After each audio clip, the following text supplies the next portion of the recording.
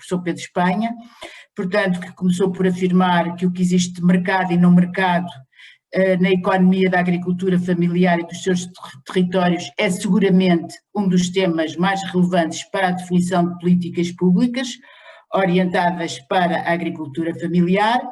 e de seguida traçou um breve retrato de uma parte significativa da agricultura familiar em Portugal. De seguida evidenciou a impossibilidade de se ler, compreender e avaliar as práticas económicas da pequena agricultura familiar com base ou a partir de critérios de racionalidade capitalista e de lógica empresarial, e esta impossibilidade decorre da realidade complexa do funcionamento económico da pequena agricultura familiar. Portanto, complexidade que se manifesta nos diferentes graus de integração no mercado, seja do mercado de produtos, fatores de produção e mesmo do trabalho das unidades produtivas que constituem o universo da agricultura familiar. Portanto, em consequência desta realidade, há uma pluralidade de funcionamentos das economias agrícolas familiares que se situam ao longo de um contínuo que vai desde uma lógica de subsistência a uma lógica mercantil. Portanto, o funcionamento das práticas económicas da pequena agricultura familiar são regidas, ou seja, pautadas por outras necessidades e princípios que não unicamente os subjacentes à economia de mercado, à racionalidade capitalista e à lógica empresarial. Logo, grande parte das categorias analíticas e instrumentos de análise que são adotados para a agricultura de matriz empresarial são desajustados e inadequados para a leitura e compreensão dos funcionamentos das agriculturas familiares. Portanto, com base no exposto, o Pedro Espanha deixou duas questões para debate.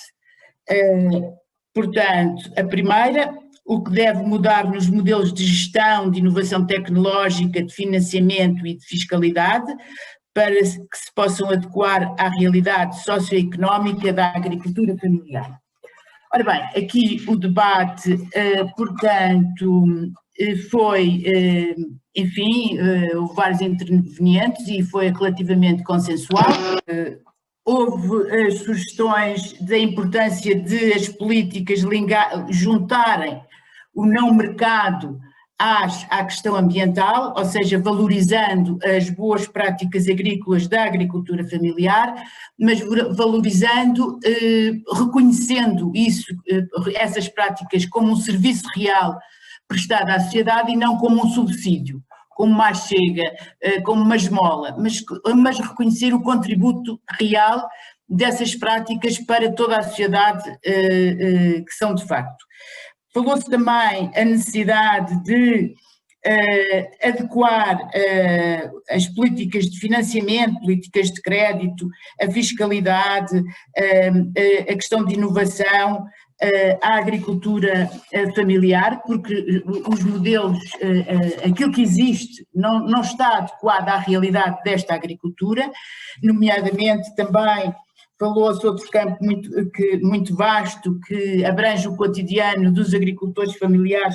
que se relaciona com a regulamentação de higiene dos bens alimentares, comercialização de sementes, regras de licenciamento, taxas de incumprimento, regras de transporte de produtos que são de uma burocracia tremenda e de uma complexidade que, portanto, têm custos de transação enormes.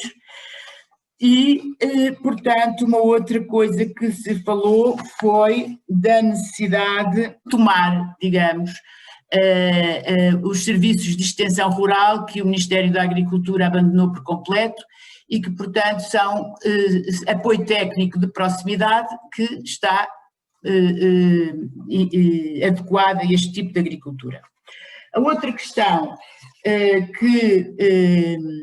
portanto, que Pedro Espanha deixou foi quais as políticas públicas capazes de, por um lado, responder às necessidades da agricultura familiar sem a converter numa atividade meramente empresarial e, por outro, de regular os sistemas de comercialização de modo a incluir este setor em vez de o marginalizar. Foi, portanto, as sugestões portanto, integraram-se no debate em torno também da primeira questão. Foi ainda dito que há muitas câmaras que vêm, portanto, apoiando a agricultura familiar, por exemplo, aquelas que vêm promovendo os mercadinhos, as feiras, etc., que se atravessam, entre aspas, na responsabilização pelas condições sanitárias. Depois também foi feita a necessidade de alterar os procedimentos de contratação pública, uma necessidade urgente de alterar estes procedimentos, porque, de facto, eles não estão ajustados às novas realidades, nomeadamente aos circuitos curtos agroalimentares, quer na questão dos mercados produtores, dos capazes e, sobretudo, no abastecimento à restauração coletiva.